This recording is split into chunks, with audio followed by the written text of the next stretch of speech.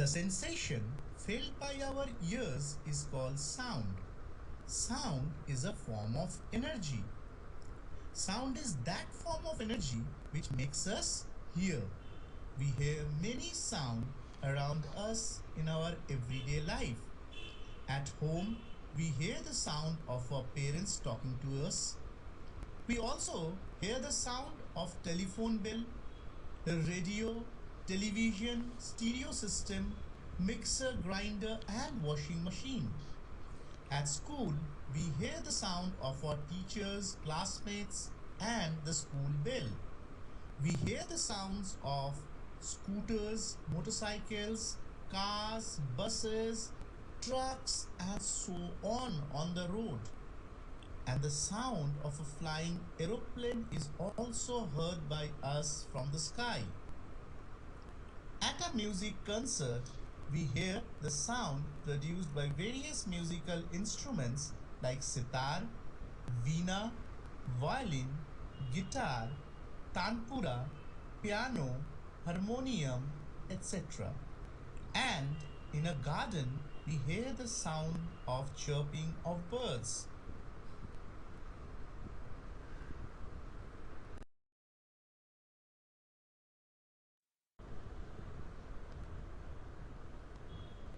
A wave is a vibratory disturbance in a medium which carries energy from one point to another without there being any direct contact between the 2 points. A wave is produced by the vibration of the particles of the medium through which it passes. When a wave passes through a medium, the medium itself does not move along the direction of the wave.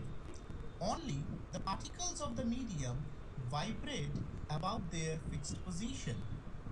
For example, when sound waves produced by a ringing bell come to us through air, there is no actual movement of the air from the bell to our ears.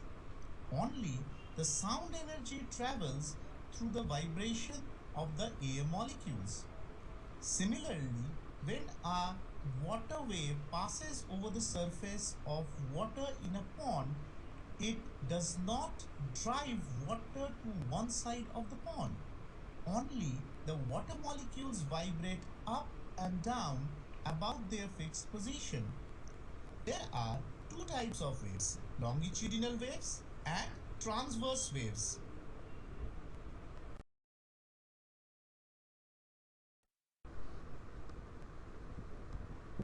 A wave in which the particles of the medium vibrate back and forth in the same direction in which the wave is moving is called a longitudinal wave. In a longitudinal wave, the direction of vibration of the particles is parallel to the direction of the wave.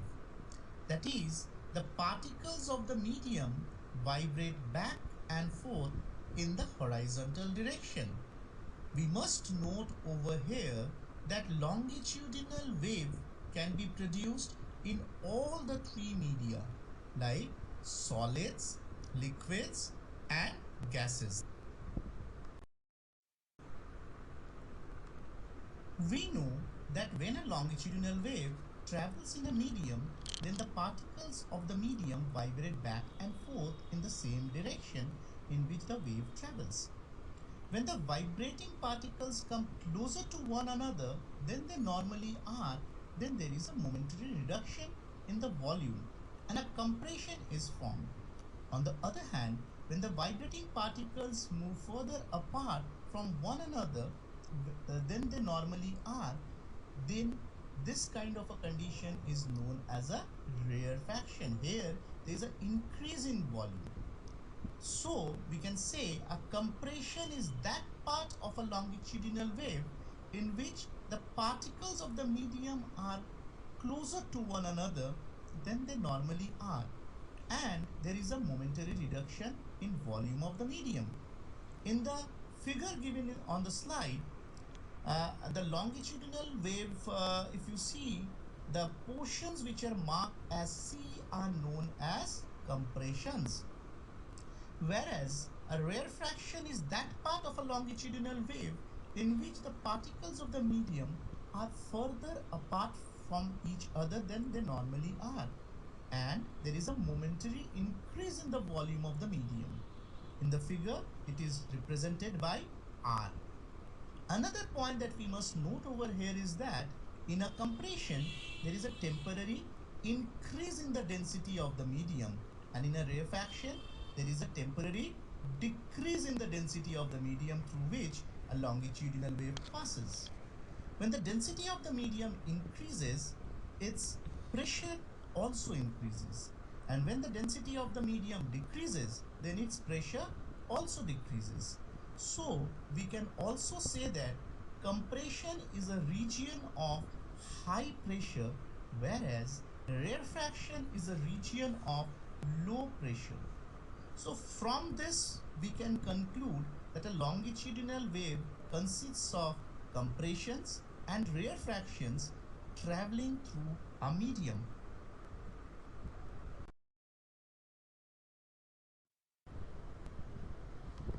There is another type of wave called transverse waves.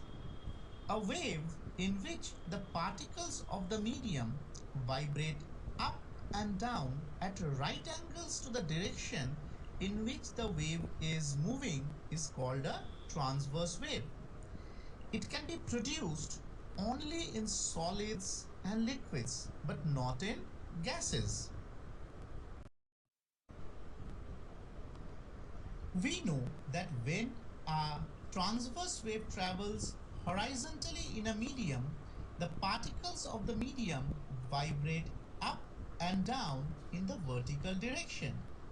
When the vibrating particles move upward above the line of zero disturbance, they form a elevation or hump, and when the vibrating particles move downward below the line of zero disturbance, they form a depression or hollow. So the elevation or hump in a transverse wave is called crest.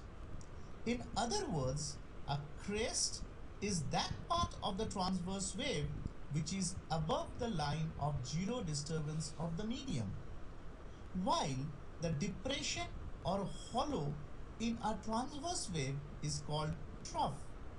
In other words, a trough is that part of the transverse wave which is below the line of zero disturbance.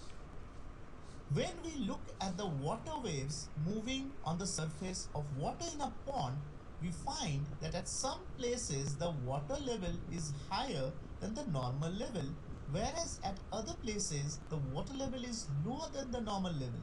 The higher water level points are called crests, and the lower water level points are called troughs of water waves.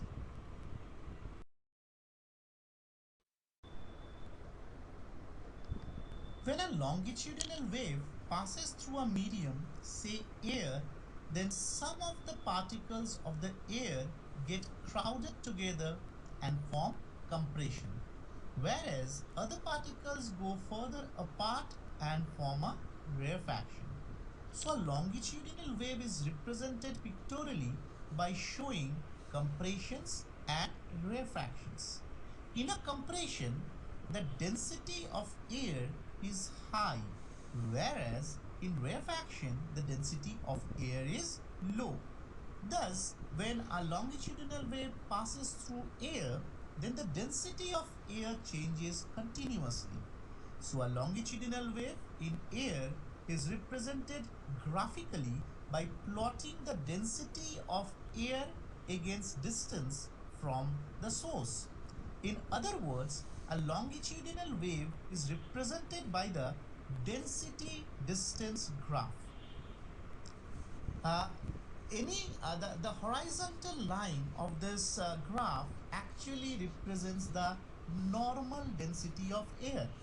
Any point which is above this line represent greater density, and those below this line represent less density of air than normal.